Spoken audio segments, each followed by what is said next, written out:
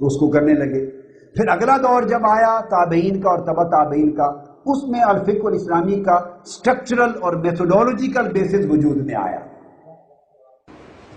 اس کا پورا سٹرکچر وجود میں آ گیا تھا کہ فقہ قرآن سے لیا، سنت سے لی، اجتہاد سے لی. اجتہاد دو دائرے بن گئے، کنسنسس ہو جائے تو اجماع ہو گیا، انڈیویجول رہ جائے تو قیاس ہو گیا، پھر قیاس کے ساتھ استحسان ہو گیا، استصلاح ہو گیا، استصحاب ہو گیا، سپلیمنٹیشن ہو گئی، لیگل گریڈیشن ہو گئی. یہ تمام احکام اس میں عرف اور عادہ ہو گئے، یہ ایڈ ہوتے چلے گئے تو پورا سٹرکچر الفقہ الاسلامی کا اس طرح وجود میں آ گیا. تو حضور علیہ السلام کے عہد مبارک میں اور صحابہ کے عہد مبارک میں فقہ موجود تھی، علمی اور عملی شکل میں، علمی اور عملی شکل میں. بعد کے دور میں اس کا سکوپ بڑھا اور یہ ٹیکنیکل فارم میں آ گئی اور ایک سائنس بن گئی اور یہ کوڈیفائی ہو گئی ایک علم کے طور پر. اور یہ پورا ایک نیچرل پروسیس آف ڈیولپمنٹ ہوتا ہے. یہ علم علوم قرآن میں بھی یہی ہوا، علوم حدیث میں بھی یہی ہوا، علوم تاریخ میں ہوا، علوم سیرہ میں ہوا، یہی علوم شریعت اور علوم فقہ میں ہوا. یہ کوئی نئی چیز وجود میں نہیں آئی ہے. اب اس پر آج کی نشست کے آخری حصے کی طرف آتے ہیں. فقہ کا جو میں نے آپ کو کہا کہ اکیڈیمک بیسز کیا تھے، آج اس کے بیسز آپ کے سامنے رکھتا ہوں. یہ تصور کرنا فقہ کو مطلقاً بدعت کہہ دینا اور فقہ کو معاذ اللہ کتاب و سنت کے مقابل کوئی چیز تصور کر لینا یا دین اسلام میں کوئی اضافہ تصور کرنا، یہ ناجائز ہے، ظلم ہے، یا جہالت ہے، یا تعصب ہے، یا تنگ نظری ہے، یا بے خبری ہے. فقہ کا معنی بنیادی طور پہ ذہن میں رکھ لیں، سمجھ. یہ کوئی نئی چیز، یہ قرآن اور حدیث کی ٹرم ہے. پہلی بات یہ رکھیں، یہ قرآن اور حدیث ہی کی ٹرم ہے. اور اس کا معنی ہے الفہم مطلقاً، الفقہ الفہم مطلقاً. جوہری نے الصحاح میں اس کو بیان کیا، لغت کی کتاب بیان کر. یا القاموس المحیط میں فیروز آبادی نے الفقہ کے لیے کہا العلم بالشیء والفہم لہ، کسی شے کا علم اور اس کا فہم، بس اس کو فقہ کہتے ہیں. میں اس کی ایٹیمالوجی بیان کر رہا ہوں، اس کی لٹریری سینس، لغت کی سینس. مزید اگر اس کو دیکھیں تو کہا فہم الاشیاء الدقیقہ، باریک باریک اشیاء کو سمجھنا اور اشیاء کو باریک بینی سے سمجھنا، اس کا نام فقہ ہے. ایسے موٹا موٹا سمجھنا فقہ نہیں ہے. تو فقہ کا انکار وہی کرتے ہیں جو موٹا موٹا علم رکھتے ہیں،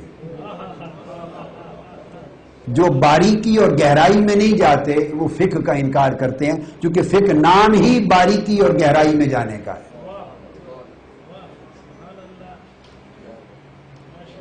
یہ بھی تعریف کی گئی امام رازی نے المحصول میں کی، الفقہ فہم و غرض المتکلم من کلامہ، کہ جو صاحب کلام ہے، خواہ وہ اللہ کی ذات ہو، ما ثابت بخطاب اللہ اور بخطاب الرسول صلی اللہ علیہ وسلم، یا ما ثابت بالوحی، قرآن یا سنت سے جو ثابت ہو. تو جو متکلم ہے، خواہ اللہ کا کلام ہے، خواہ رسول صلی اللہ علیہ وسلم کا کلام ہے، قرآن اور حدیث، اس کی غرض کو، اس کے آبجیکٹو کو، اس کی وزڈم کو، اس کی ریزننگ کو اسی کے کلام کے ذریعے سمجھنا، یہ فقہ ہے. دیکھو نا، ایک ہے کلام سننا اور کنوے کرنا، یہ فقہ نہیں ہے، یہ روایت ہے، یہ حدیث ہے. کلام سنا، اس کو آگے نیریٹ کر دیا، یہ حدیث ہے، یہ روایت ہے. ایک ہے اس کلام کو سننا، اس کو سمجھنا اور اس کلام کی غرض و غایت کو جاننا، آبجیکٹو کو جاننا، اس کے اندر پریویل کرنے والے ریزن اور ریزننگ کو جاننا، وزڈم کو جاننا، اور وہ جاننا اسی کلام میں سے. اس کو کہتے ہیں امام رازی الماسول میں کہ یہ الفقہ ہے. اور لغت میں یہ بھی کہا جاتا الفقہ حقیقتاً الشق والفتح، کسی چیز کو کھولنا، آپریٹ کرنا، سرجری کرنا. جیسے آپ سرجری کرتے ہیں اور پیٹ کھول دیتے ہیں، اب پیٹ بند ہے، اب کسی کے پیٹ میں کیا ہے نظر نہیں آ رہا. اب خواہ مائکروسکوپ سے دیکھ لیں تو یہ باریک بینی، یہ فقہ ہے. مائکروسکوپک ویو یہ الفقہ ہے، باریک بینی سے دیکھنا. خواہ اعلیٰ سے دیکھیں، اور وہ اعلیٰ کیا ہے؟ وہ اعلیٰ اجتہاد ہے، وہ اعلیٰ قیاس ہے، وہ اعلیٰ استنباط ہے، وہ اعلیٰ استخراج ہے. ڈیڈکٹیو ریزننگ یہ انسٹرومنٹس ہیں، آلات ہیں ایکڈیمک سرجری کے، ایکڈیمک سرجری کے انسٹرومنٹس ہیں. تو کسی چیز کو خواہ جیسے آپ سرجری کرتے ہیں، پیٹ کھولتے ہیں، پھر آپ سارا کچھ دیکھتے ہیں اندر کیا کیا ہے.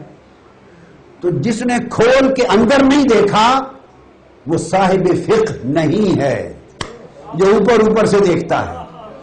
اور جو کھول کے اندر تک دیکھ لیتا ہے وہ صاحب الفقہ ہے، وہ فقیہ ہے. یہ ہے نالج جس کو فقہ کہا جاتا ہے. اب آپ سمجھ گئے نا؟ تو گویا فقہ میں علم و فہم بھی ہے، یعنی کوگنیشن اینڈ انڈرسٹینڈنگ الفقہ. شعور اور ادراک بھی ہے، یعنی پرسیپشن اینڈ کانشسنس. اس میں تہذیب اور تنظیم بھی ہے علم کی، علم کو مرتب کرنا، مہذب کرنا، نظم دینا. ایڈوریشن اینڈ آرگنائزیشن آف نالج، یہ فقہ ہے. اس میں فراست اور حکمت بھی ہے، وزڈم، انٹیلیجنس اینڈ پروڈنس، یہ فقہ ہے. اس میں تنقیح اور تحقیق بھی ہے، پریسیجن اینڈ ریسرچ، ڈیپتھ میں جانا، انالیسس کرنا، ڈیرائیو کرنا، ڈیڈکٹ کرنا انالوجی کے ذریعے. یہ ساری چیزیں جس علم میں جمع ہو جائیں اس علم کو فقہ کہتے ہیں. اب بولیے فقہ کو سادہ لفظوں میں کہیں گے ریسرچ. اب کیا چڑ ہے ہمیں ریسرچ کے ساتھ؟ ریسرچ کے بغیر تو دنیا چل ہی نہیں سکتی. تو جب ہم اس چیز کو ذہن میں رکھ لیتے ہیں تو اب یہ فقہ کا جو بنیادی کانسیپٹ ہے وہ قرآن میں بھی ہے اور وہ حدیث میں بھی ہے. اس کا ایکڈیمک وجود، یہ کوئی نئی چیز سیدنا امام ابو حنیفہ نے یا امام مالک نے یا امام شافعی نے یا امام احمد بن حنبل نے یا امام جعفر الصادق نے اور ائمہ فقہ نے اور مجتہدین نے کوئی نئی چیز لا کے اسلام میں داخل نہیں کر دی، جس کی تفصیل ہم نے پچھلی نشستوں میں بیان کی. یہی میتھوڈالوجی ہے جس کے ذریعے انہوں نے قرآن اور حدیث ہی کے احکام کو ڈیولپ کیا ہے. اب فقہ کا وہ معنی فہم کا، سمجھ کا، گہرائی کا، گیرائی کا، پختگی فہم، فہم کی پختگی. فقیہ صرف وہ شخص ہوتا ہے جس کے علم اور فہم میں پختگی ہو. ہر عالم فقیہ نہیں ہے. اب میری علم ہے جاننا، علم ہے جاننا، اور فقہ ہے گہرائی تک، پوری تہ تک جاننا. بس یہ فرق ہے، اور یہ عین مطلوب دین ہے، یہ مقصود تعلیمات قرآنی ہے.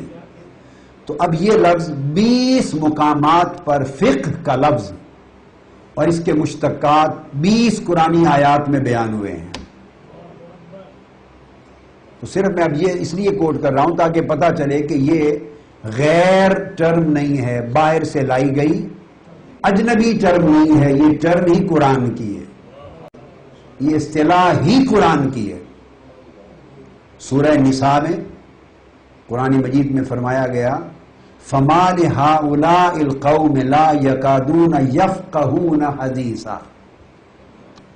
ان لوگوں کو کیا ہوا ہے؟ یہ بات کو سمجھتے ہی نہیں ہیں. تو سمجھنے کا نام فقہ ہے. اسی طرح فرمایا سورہ انعام میں وَمِنْهُمْ مَنْ يَسْتَمِعُ إِلَيْكَ وَجَعَلْنَا عَلَىٰ قُلُوبِهِمْ أَكِنَّةً أَنْ يَفْقَهُوهُ، فرمایا کہ ان میں ایسے لوگ بھی ہیں کہ اے میرے حبیب مکرم صلی اللہ علیہ وسلم، آپ کے سامنے بیٹھ کر آپ کو سنتے تو ہیں مگر سنتے نہیں، سمجھتے نہیں۔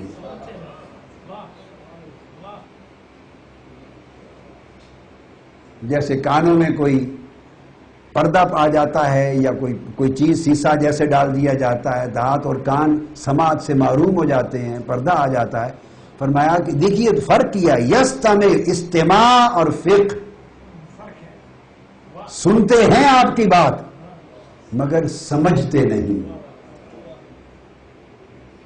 محدث اور فقیہ کا یہ فرق ہے کہ محدث جو سنتا ہے وہ بیان کر دیتا ہے صحت اور ایمانداری کے ساتھ، اور فقیہ وہ ہے جو سنتا ہے وہ بیان کرنے سے پہلے اس کو سمجھتا ہے اور تہ تک سمجھتا ہے، اس کے احکام نکالتا ہے۔ اس طرح فرمایا لہم قلوب لا یفقہون بہا ولہم اعین لا یبصرون بہا وَلَهُمْ آذَانٌ لَا يَسْمَعُونَ بِهَا، ان کے دل اور دماغ ہیں مگر فقہ نہیں رکھتے، یعنی سمجھ نہیں رکھتے۔ ان کی آنکھیں ہیں مگر بصارت اور بصیرت نہیں رکھتے، ان کے کان ہیں مگر سماعت نہیں رکھتے، قبولیت والی سماعت نہیں رکھتے۔ یہ سورہ اعراف میں، تو آپ اندازہ کریں نا، قلوب، اعین اور آذان، دل و دماغ کو، آنکھوں کو اور کانوں کو دو قسمیں بنا دی کہ کچھ دل و دماغ وہ ہیں جو ہیں تو صحیح مگر سمجھ سے محروم ہیں، کچھ آنکھیں وہ ہیں جو دیکھتی ہیں پر دیکھتی نہیں۔ ایسے لوگ ہیں جو آنکھیں پھاڑ پھاڑ کر آپ کو تکتے تو ہیں مگر دیکھتے نہیں، آپ کی طرف ینظرون الیک، آپ کی طرف دیکھتے تو ہیں پر آپ کو نہیں دیکھتے۔ فرق ہو گیا نا، آپ کو دیکھنا اور آپ کی طرف دیکھنا، بس وہ آپ کی طرف دیکھتے ہیں مگر آپ کو نہیں دیکھتے۔ وہ ایک شعر بھی ہے کسی کا کہ دیکھتا ہے کوئی کوئی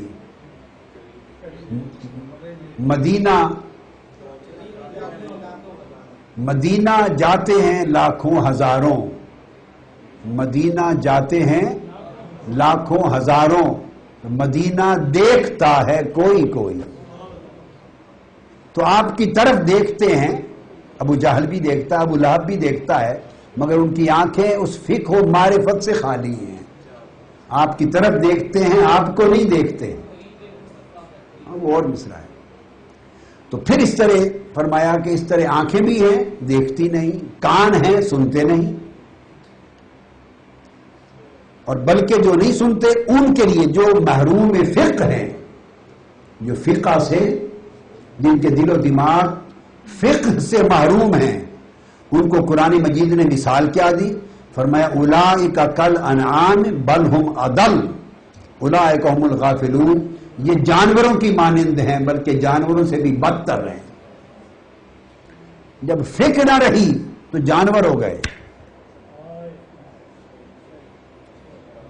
فقہ سے مراد جب پختہ سمجھ نہ رہی، فہم اور بصیرت نہ رہی، تو یہ قرآن مجید کا پورا کنسپٹ جگہ جگہ ایسی 20 آیات ہیں قرآن مجید میں جس میں فقہ اور فقہ کے مشتقات بیان ہوئے ہیں، اور پھر اب یہاں تک تو تھا فقہ کا جنرل معنی، جنرل۔